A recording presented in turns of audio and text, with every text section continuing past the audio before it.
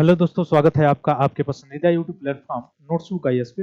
दोस्तों, आज हम लोग बात करने वाले हैं जो इंडियन रेलवे ने तत्काल जो टिकट होता है उसमें कुछ परिवर्तन किया गया है रेलवे द्वारा, इंडियन रेलवे के द्वारा, ठीक है, रेल मंत्रालय के द्वारा। तो उसके बारे में हम लोग देखेंगे कि क्या परिवर्तन किया गया है और नियम में कौन सा बदलाव आया है और किस तरह से आप तत्काल टिकट करा सकते हैं। ये सारी चीज़ों की जानकारी हम लोग यहाँ पे मुख्य रूप से विस्तृत रूप से जानने का प्रयास करेंगे। तो जल्द से जल्द आप सभी लोग जो है जुड़ जाइए और अपने-अपने ग्रुप में शेयर कीजिए ताकि हम लोग जो मुख्य जानकारी है, और ये जानकारी जो है आपका, ये नॉर्मल जानकारी भी होना ज़रूरी है। इस तरह के जो जानकारियाँ होती हैं कि तत्काल टिकट बुकिंग में क्या बदलाव हुआ है, क्या आधार कार्ड जो वेरिफिकेशन है वह मैंडेटरी है या नहीं मैंडेटरी है, या क्या मांगता है, किस तरह से होना है, ठीक है, क्या बदलाव किए गए उसके बारे में हम देखेंगे। तो आइए देखते हैं हम लोग। तो तत्काल टिकट अपडेट में भारतीय रेलवे ने अभी क्या किया है कि तत्काल टिकट बुकिंग में बड़ा बदलाव किया है, ठीक है। यानी ई आधार वेरिफिकेशन अनिवार्य होगा। जैसे आपने अभी देखा अभी होगा कि यूपीएससी ने भी ऐसा ही कार्य किया है ना। तो ये बायोमेट्रिक के लिए ई आधार वेरिफिकेशन जो है, ताकि फ्रॉड जो है वह ना हो पाए, इसके लिए ऐसा काम किया जा रहा है। इससे फर्जी बुकिंग पर रोक लगेगी और जरूरतमंद यात्रियों को प्राथमिकता भी दी जा सकती है। तो इसीलिए ये काम किया गया है।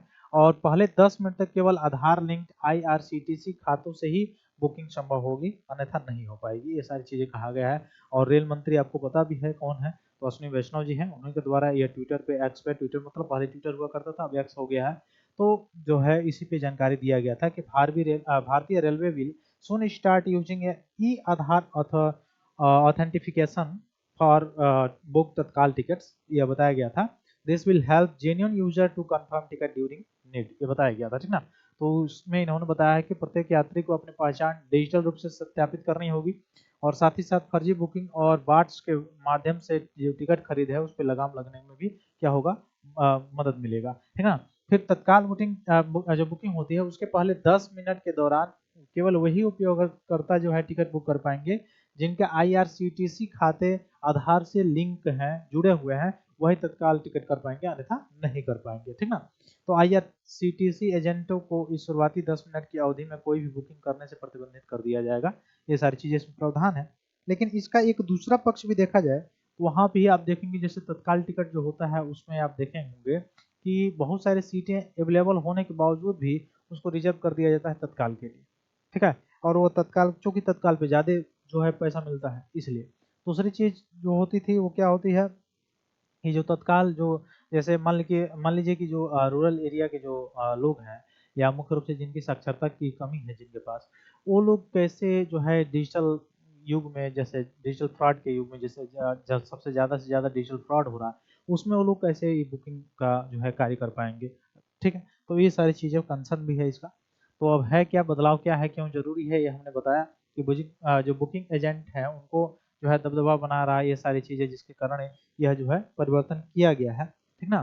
तो ई आधार सत्यापन की शुरुआत का उद्देश्य यही है कि फर्जी और स्क्रिप्ट आधार बुकिंग पर अंकुश लगाना, ये सारे मुख्य रूप से इसके कार्य हैं, ठीक ना। बुकिंग का समय अगर आप देखेंगे तो बदल दिया गया है। एसी क्लास के लिए अगर बुकिंग करना होगा तो सुबह 10 बजे ही किया जा सकता है। अगर स्लीपर क्लास के लिए करना हो तो 11 बजे किया जा सकता है। और ट्रेन में कुल टिकटों में से लगभग 20% तत्काल जो है कोटे के तहत आवंटित किए जाते हैं। ये सारी चीजें इसमें बताई गई है। तो ये इंपॉर्टेंट है आपके लिए। तत्काल टिकट ट्रेन के निर्धारित प्रस्थान से एक दिन पहले ही उपलब्ध होता है, ठीक ना। जैसे कल आपको अगर जाना है कहीं पे तो आज जो 10 बजे है वह उपलब्ध होगा, या परसों अगर आपको कहीं जाना है तो कल आप 10 बजे तक एसी क्लास के लिए जो है तत्काल टिकट बुकिंग कर सकते हैं, या स्लीपर के लिए 11 बजे कर सकते हैं। ये सारी चीजें हैं। अब यह पल न केवल टिकटिंग प्रणाली को पारदर्शिता में मजबूत करेगा, बल्कि डिजिटल इंडिया के लक्ष्यों को भी संरेखित करने का काम करेगा, ये इसमें बताया जा रहा है, ठीक है। तो यही मुख्य जानकारी थी जो आपसे साझा करना था। फिर मिलते हैं हम लोग अपने अगली क्लास में, तब तक के लिए बहुत बहुत धन्यवाद दोस्तों। जय हिंद।